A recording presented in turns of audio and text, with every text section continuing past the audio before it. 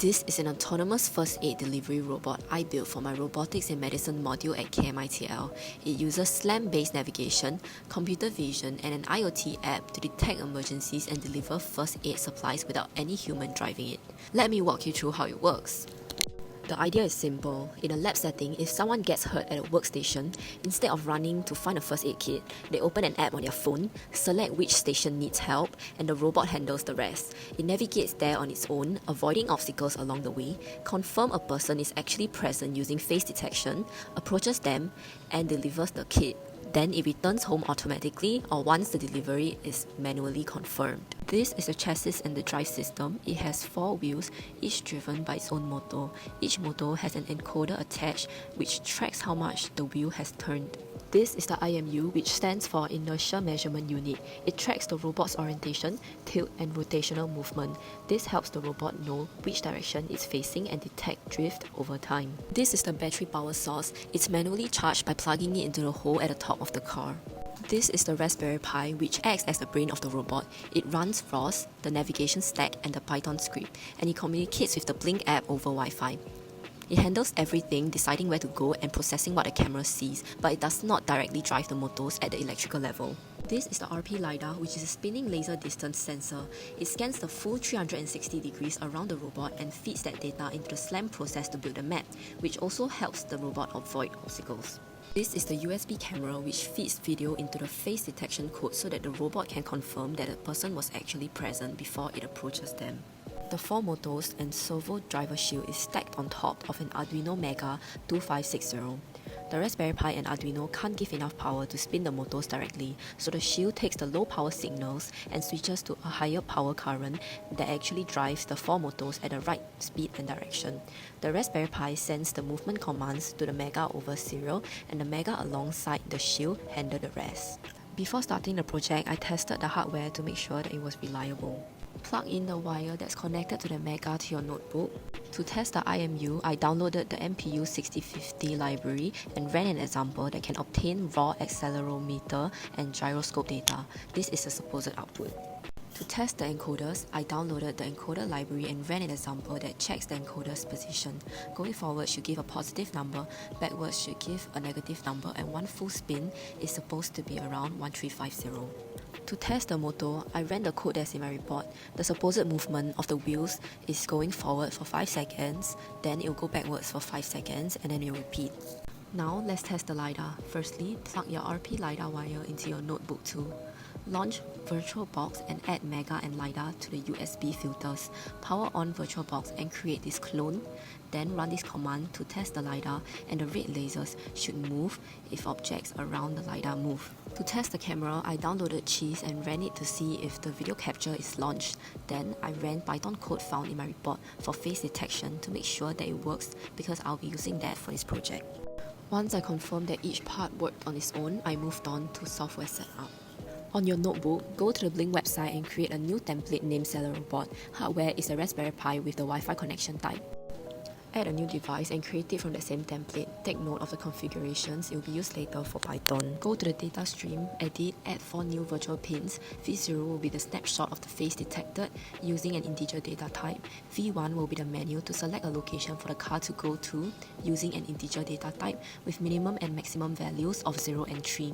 V2 will be the delivery confirm button using an integer data type as well with minimum and maximum values of 0 and 1. V3 will be the status to check messages using string data type, confirm the new changes, and then move on to the Blink mobile app. Log into the same account to build the CellerRobot user interface. Add a menu widget for V1 and label the 4 different destinations to select from. Add a value display widget for V3. Add an image gallery widget for V0. Add a button widget for V2. For the image snapshot, I use a free image hosting website called IMGBB. Go to the website, make an account, and obtain the API key. Save that for the Python code as well. This will help with hosting the image and give back a URL, which is what gets the Blink app's image widget so that the image actually shows up there. For the different locations, we shall now obtain the coordinates of them to prepare for the Python code. But before that, we need to use remote desktop to make things easier.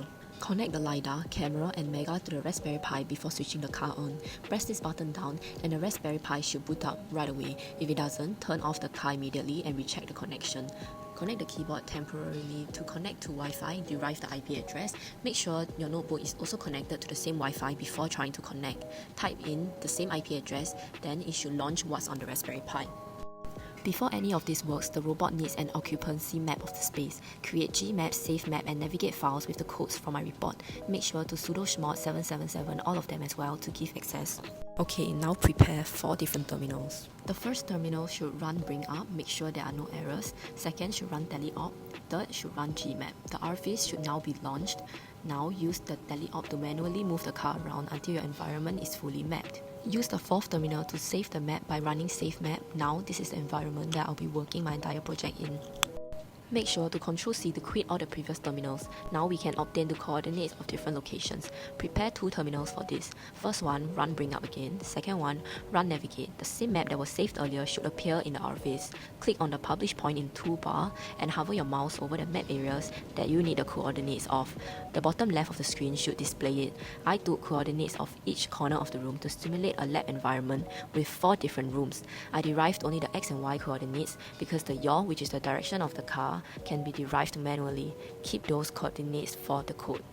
Close all previous terminals and now create a file called blink_dispatch.py, which is the core of this project. This is the code I used, which I will now explain. Each possible destination, the lab stations and home, is stored in a dictionary called locations as a coordinate with an X, Y position and a yaw on the map. These coordinates were adjusted slightly through trial and error, partly due to small localization drift, partly because the robot tends to stop short near obstacles, and partly because I remapped the space at one point after noticing the original map was slightly inaccurate. For yaw, 0 radians is the default forward direction, and pi, about 3.14, faces the opposite way. That's why location C uses 3.14. For location B, I wanted it facing 90 degrees.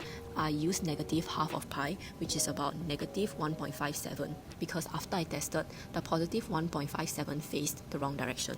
Once a location is selected in the map, a function called sendGo packages that coordinate into a ROS, moveBase, goal message, and sends it off. moveBase handles the actual path planning and obstacle avoidance from here.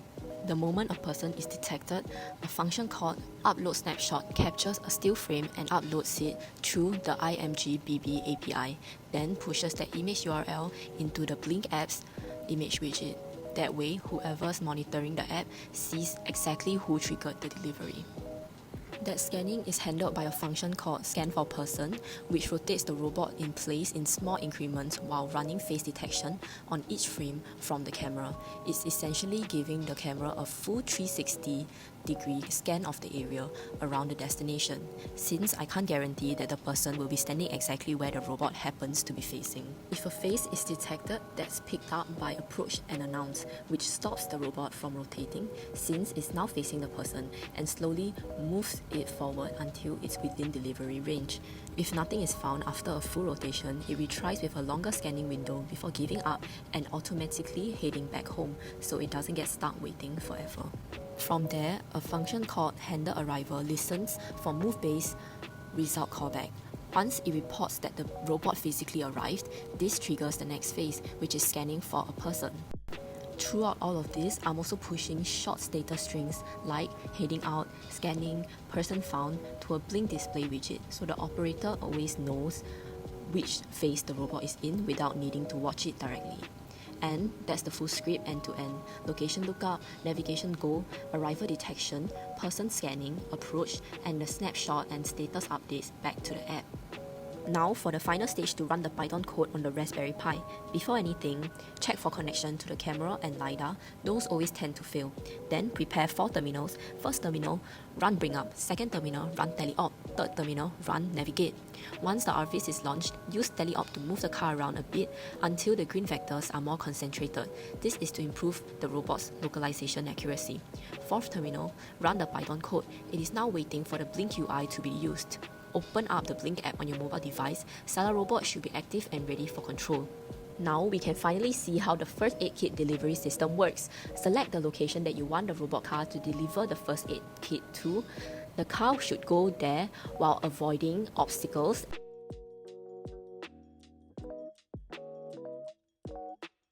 Upon arrival, it will try to scan for a face.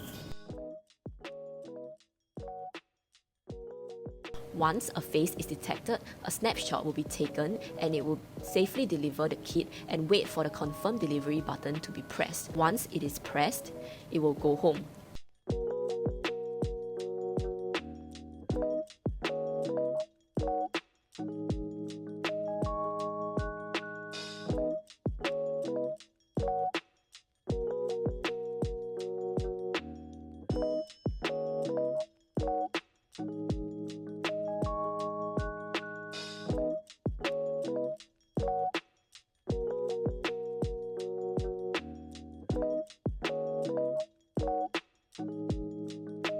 If no person's face was found after scanning, it will automatically return home as well.